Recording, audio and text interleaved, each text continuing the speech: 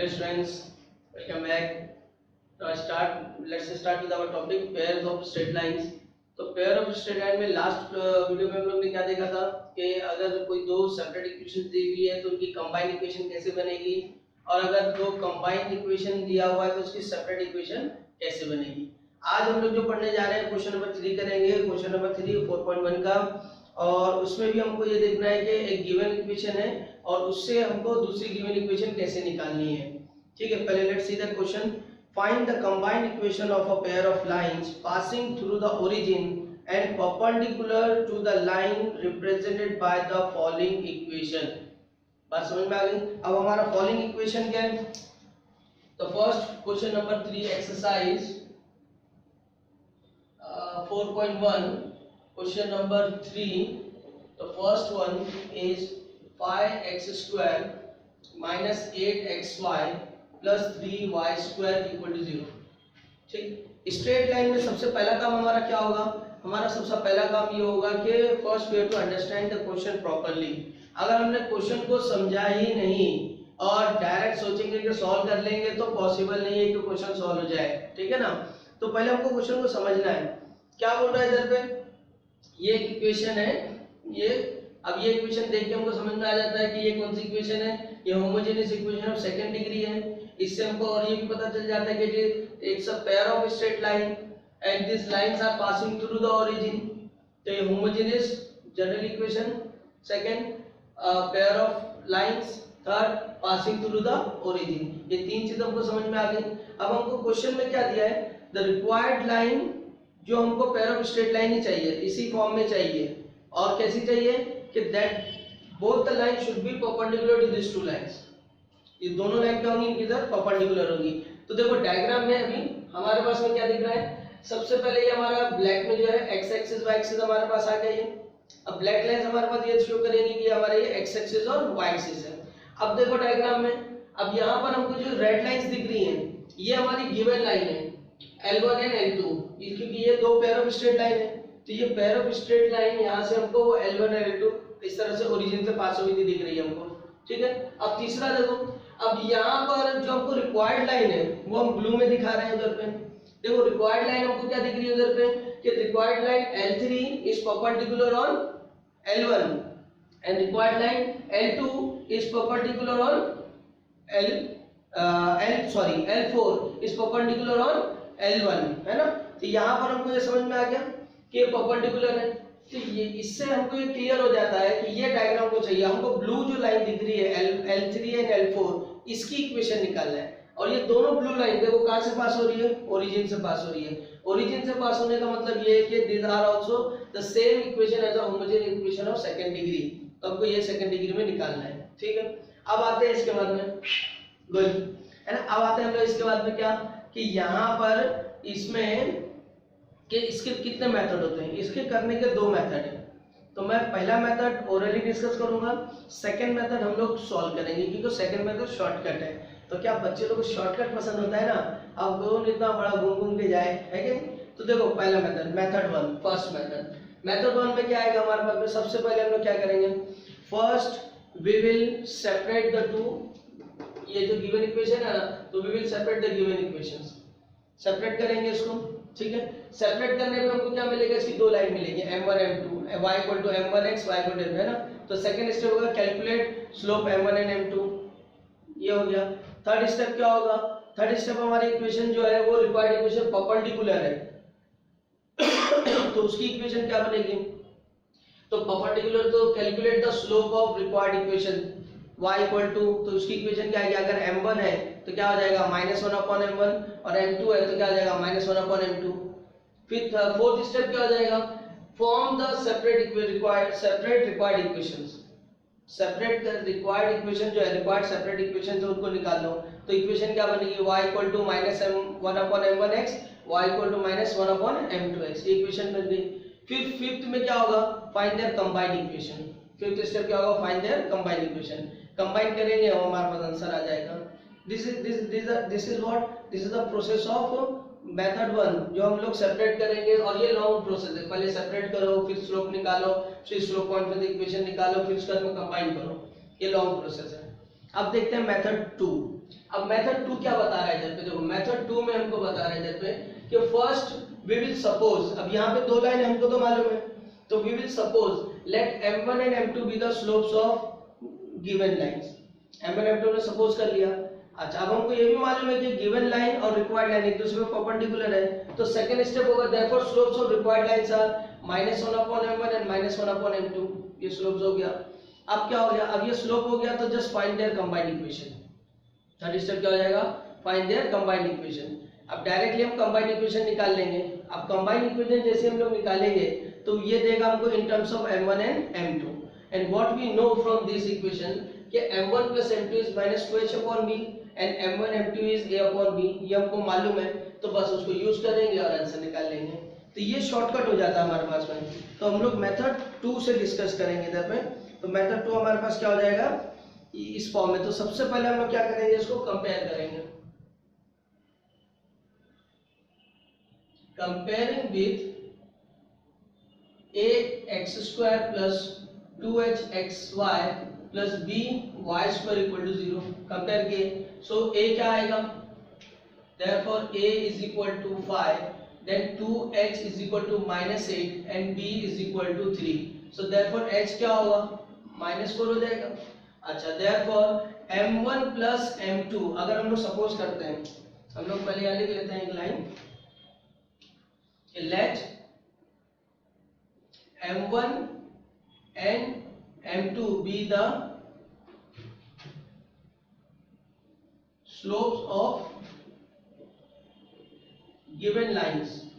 इस लाइंस का स्लोप क्या है m1 m2, ये हमको सपोज किया हमने। सो देयरफॉर अब m1 plus m2 हमारे लिए क्या होगा -2h अपॉन b होगा, तो माइनस ऑलरेडी है इधर पे। अच्छा, ये 2h की वैल्यू -8 है, तो मैं इधर 8 लिख देता हूँ क्योंकि माइनस माइनस का आंसर, और b कितना 3, तो ये 8/3 हो गया। And m1 plus m2 sorry m1 into m2 ये क्या होगा, ये होगा a अपॉन b। a कितना हमारे पास 5, तो ये हो गया 5/3। ठीक है, अब हमारे पास रिक्वायर्ड इक्वेशन ये आ गया हमारे पास में, तो यहाँ क्या लिखेंगे, therefore slopes of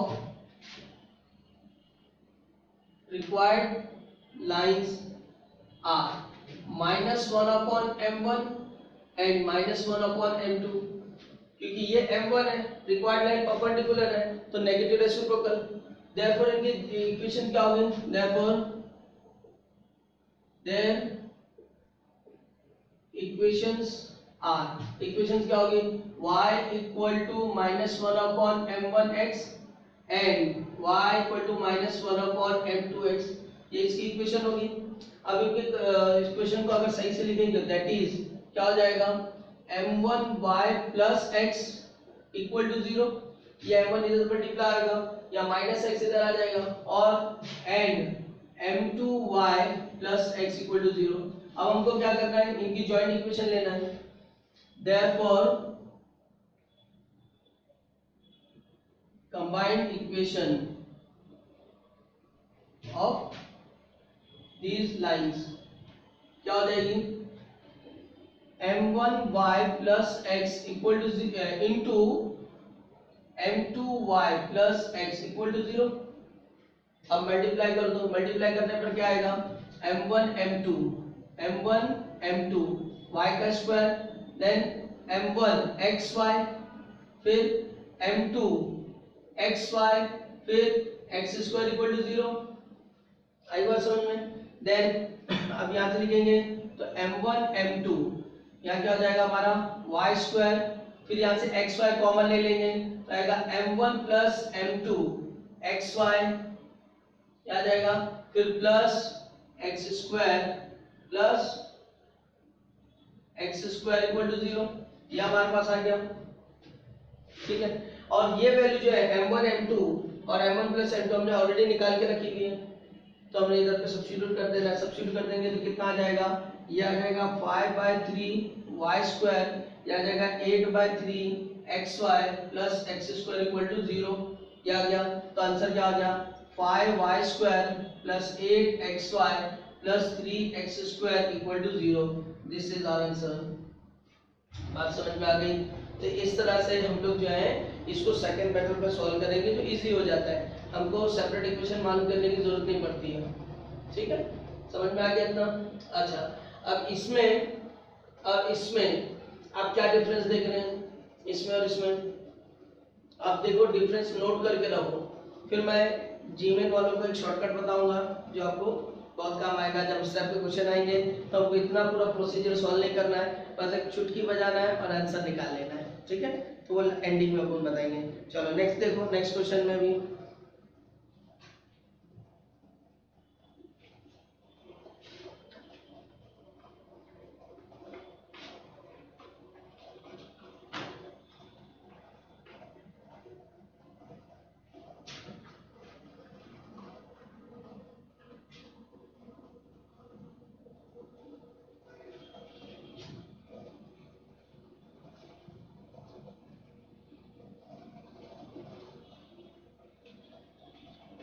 now see the next question. Question number 2, 5x square plus 2xy minus 3y square equal to 0। तो सबसे पहले हम लोग क्या करेंगे, हम इसको कंपेयर करेंगे, comparing with ax square plus 2hxy plus by square equal to 0। तो यहाँ पे क्या हो जाएगा, therefore a equal to 5, then 2h ये पूरा हो जाएगा 2 और b इक्वल टू कितना आएगा -3। ठीक है, अब यहाँ क्या करेंगे, let m1 and m2 be the slopes of given line। ये लाइंस की जो स्लोप्स ऑफ m1 m2 है हमारे पास में, सो देयरफॉर m1 क्या होगा, m1 प्लस m2 क्या होगा, -2h अपॉन b, यानी माइनस ये क्या आएगा -2 आएगा क्योंकि 2h की वैल्यू 2 है और b कितना है -3, तो ये कितना होगा 2/3। फिर m1 इंटू m2 क्या आएगा, a अपॉन b, a कितना है 5, b कितना है -3, -5/3 ये आ गया। अब हमको यहाँ क्या सपोज करना है कि ये m1 m2 ने सपोज किया, देयरफॉर क्या बोलेंगे, slope of required lines are क्या हो जाएगा, m1 है तो -1 अपॉन m1 एंड m2 है तो -1 अपॉन m2, ये स्लोप हो जाएगा। इक्वेशन क्या हो जाएगी, therefore their equations are y equal to -1 upon m1 x and y equal to -1 upon m2 x। ये पूरे क्वेश्चन जो है ना प्रोसीजर है, सब प्रोसीजर याद कर लिया हम लोग ने, बस उसी फॉर्मेट में चलते रहो। तो अब यहाँ क्या हो जाएगा, therefore their combined equation is, combined equation क्या हो जाएगी, तो ये हो जाएगी, अब देखो यहाँ से मैं ले रहा हूँ, तो ये हो जाएगा m1y प्लस x और जाएगा m2y plus x equal to 0। ठीक है, यानी ये जो चीज है, ये जो पूरा फॉर्मेट है, ये पूरा आपको रट लेना है। ये क्वेश्चन से कोई मतलब नहीं है कि इसमें 5 2 -3 क्या दिया, कुछ नहीं मतलब है। हमको पूरा सॉल्व करके एक आंसर निकालना लास्ट वाला, m1 m2 y square minus plus m1 plus m2 xy then plus x square, उसके बाद ही जो आपको आगे कैलकुलेट करना है, ये सेम रहेगा। इसको क्या करेंगे हम लोग, m1 m2 यहाँ पे y स्क्वायर आ जाएगा, अगर इसको मैं थोड़ा हाईलाइट कर दूं तो इसको लिखेंगे m1 m2 y स्क्वायर, फिर क्या होगा, फिर ये इससे मल्टीप्लाई आएगा xy, फिर ये इससे मल्टीप्लाई आएगा, so we will write here it's m1 plus m2 xy और फिर इधर पे क्या आ जाएगा x स्क्वायर इक्वल टू 0। यानी हमको पूरा मल्टीप्लाई करने के बाद में क्या मिलने वाला है, यही मिलेगा। अब इसमें m1 m2 की वैल्यू क्या थी, ये थी -5/3, इसको रख दो -5/3 y square. m1 plus m2 की वैल्यू कितनी थी, 2/3 xy plus x square equal to 0। Denominator सबका सेम है 3 को हटा दो, क्या बचेगा -5 y square minus plus 2 xy plus x square equal to 0। अब ये माइनस हटा दो, क्या बचेगा 5y² minus 2xy minus x² equal to 0. This is the final answer. ठीक है, अब जैसे मैंने बोला था, अब कंपेयर करो जरा इसको कंपेयर करो. 5 2x minus 3y² 5y² minus 2xy minus x². तो आप लोगों को समझ में आ रहा होगा कि चेंजेस किधर हो रहे हैं और कैसे हो रहे हैं. तो देखो अब इधर का शॉर्टकट में आपको बता देता हूं कि अगर इक्वेशन हमारी ax² plus 2hxy plus by² equal to 0 है और रिक्वायर्ड इक्वेशंस जो कि सेम दो इनके ऊपर परपेंडिकुलर रहेगी, सेम कंडीशन पे रहेगी, तो आंसर हमारा हमेशा क्या होगा, bx² minus 2hxy plus ay² equal to 0 होगा. क्या होगा, ये होगा. मतलब क्या, मतलब ये कि ये जो a है, ये x² का कोफिशिएंट ये इधर चला जाएगा, ये इधर आ जाएगा. x² का कोफिशिएंट y² के पास, y² का कोफिशिएंट x² के पास, और ये जो xy है ये नेगेटिव हो जाएगा. ये शॉर्टकट याद रखने का नेट वगैरह में बहुत काम आता है, जीमेल वगैरह में, जीमेल में नेट में तो नहीं आएगा, जीमेल में बहुत काम आता है और इस तरह से बहुत टाइम बचता था. ठीक है, तो ये शॉर्टकट. अब देखो यहाँ पर क्या था, यहाँ पर x² कितना है तो कोफिशिएंट 5 था, यहाँ पे y² कोफिशिएंट कितना -3, तो -3 किसको जाएगा. अच्छा देखो इससे पता चल गया ना, हमारे क्वेश्चन में भी देखो, अब यहाँ पर हमने 3 से मल्टीप्लाई किया तो यहाँ पे 3 डाले नहीं, तो इससे भी समझ में आ गया, यानी वेरिफिकेशन हो जाता, फौरन ही वेरीफाई हो जाता हमारे पास. तो देखो क्या आ जाएगा इसमें, जब हम इसको 3 से मल्टीप्लाई करेंगे तो -5y² plus 2xy plus 3 आएगा, x² equal to 0 ये आएगा. अब माइनस साइन को हटा दो तो क्या बचेगा, 5y² minus 2xy minus 3x² equal to 0.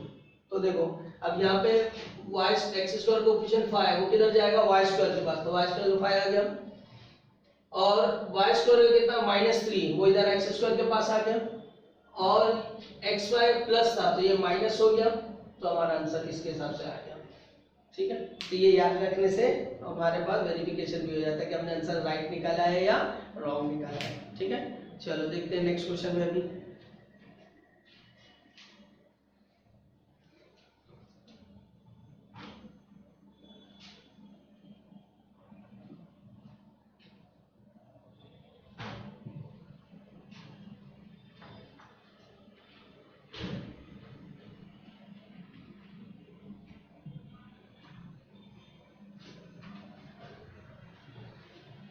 देखो next question, xy plus y² equal to 0.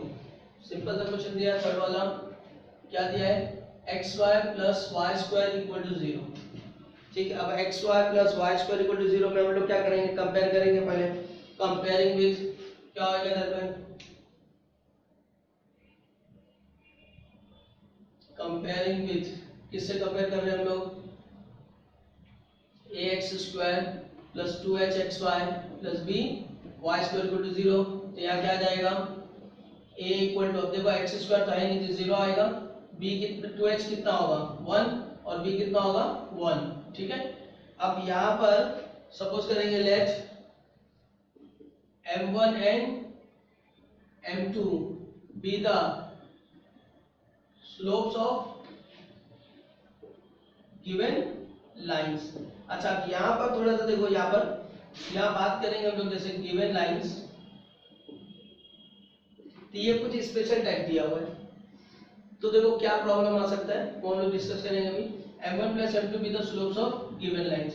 तो यहाँ m1 plus m2 क्या आएगा, -2h upon b, -2h कितना है -1/1 यानी -1 हो गया, और m1 m2 कितना आएगा, क्या आएगा a upon b, और a upon b कितना होता है 0 upon 1 is 0, ये 0 हो गया इधर पे.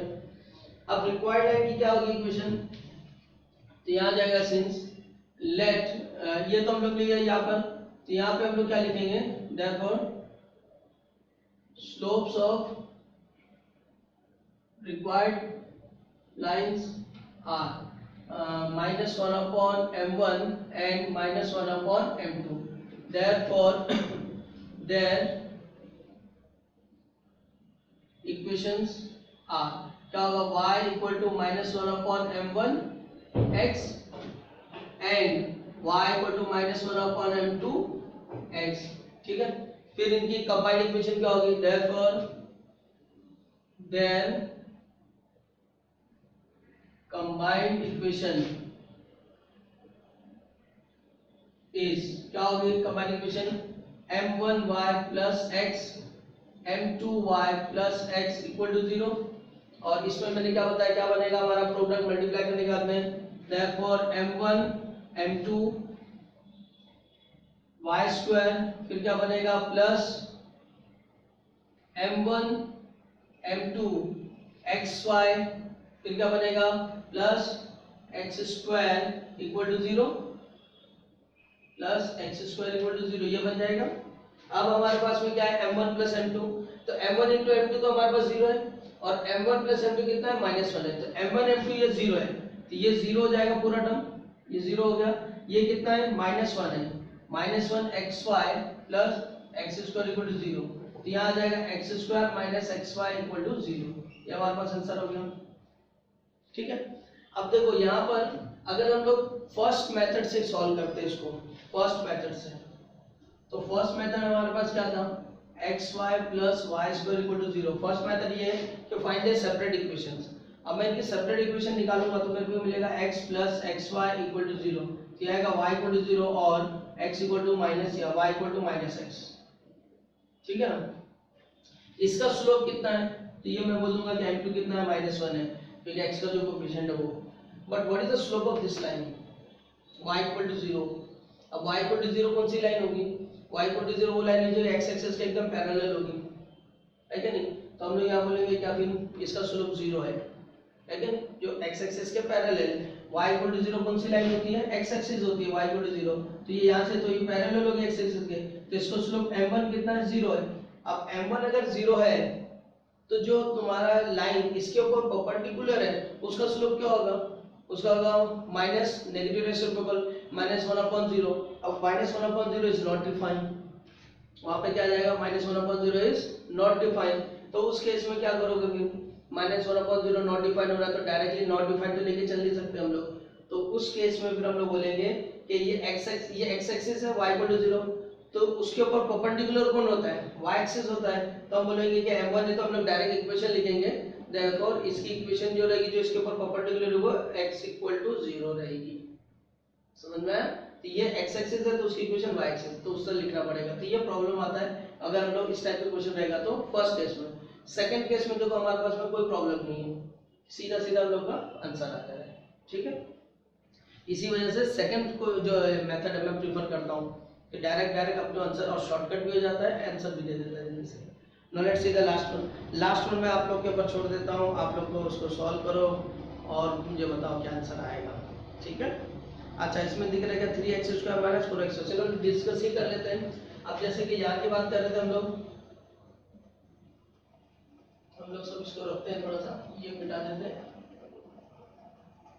देखिए अब हमारे पास में क्वेश्चन क्या है, question number 4, 3x² - 4xy, 3x² - 4xy equal to 0। अगर मैं इसे कंपेयर कर रहा हूँ तो a², अब a कितना आ जाएगा, a 3 आ जाएगा, ठीक है, और ये कितना आ जाएगा, -4 हो जाएगा, और b हमारे पास नहीं, अब 0 हो जाएगा। अब इस केस में देखो क्या हो जाएगा, m1 m2 में लेना तो m1 प्लस m2 क्या आएगा, -2h/b।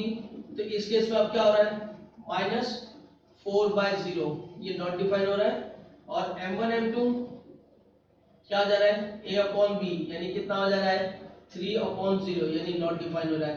दोनों केस में इधर क्या हो रहा है, नॉट डिफाइन हो जा रहा है।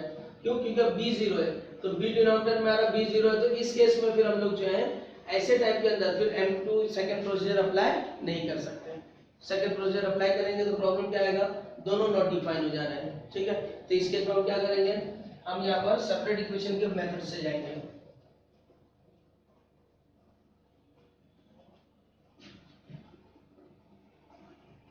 जो प्रॉब्लम जैसे क्वेश्चन नंबर 3 में था इसके लिए बताया, तो ये स्पेशली याद रखना है कि जब b 0 रहेगा, b 0 रहेगा तो हम लोग क्या करेंगे, फर्स्ट मेथड से जाएंगे, वरना हमारे लिए सेकंड में इजी हो जाता है ये।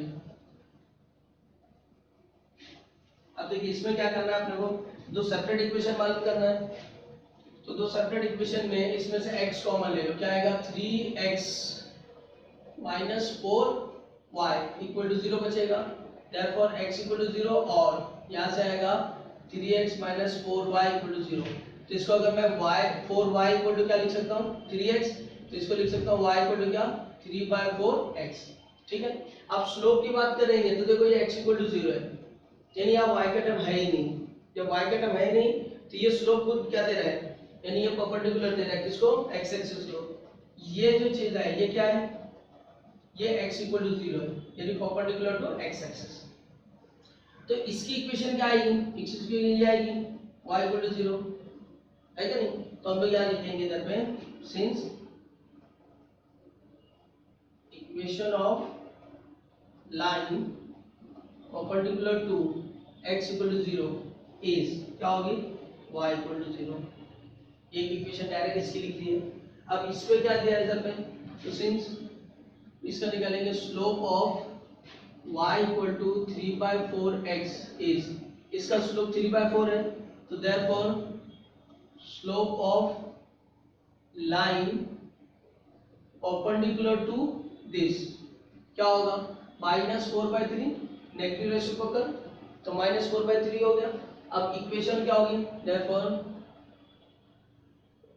इक्वेशन ऑफ दिस लाइन ये हो जाएगी y इक्वल टू, ये m आया हमारे पास m और ये होगा x, y equal to mx, ये आ गया। अब y इक्वल टू mx हो गया तो ये हो गया 3y plus 4x equal to 0, ये हो गया। अब दोनों की ये एक इक्वेशन ये इक्वेशन जॉइंट इक्वेशन आ गई, सॉरी सेपरेट इक्वेशन आ गई। अब जॉइंट इक्वेशन निकालो, तो जॉइंट इक्वेशन क्या होगा, देयरफॉर देयर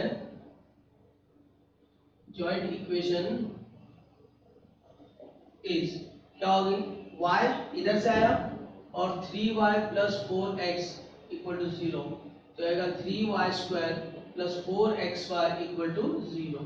ये हमारे पास आंसर होगा। सो ये कब कर रहा है, जब हमारे पास b क्या होगा 0 होगा। ठीक है, बात समझ में आ गई होगी। तो ये चारों क्वेश्चन हमारे पास हो गए। अब इसकी प्रैक्टिस करो, एक बार खुद से सॉल्व करो। और ये टाइप ज़्यादा इंपॉर्टेंट है, इसके लिए इसको ज़्यादा डिटेल में डिस्कस करें। अब इसके बाद में मिलते हैं नेक्स्ट वीडियो में। कुछ भी डाउट्स रहेगा, डिफिकल्टी रहेगी तो आपको मालूम है क्या करना है। ठीक है, थैंक यू।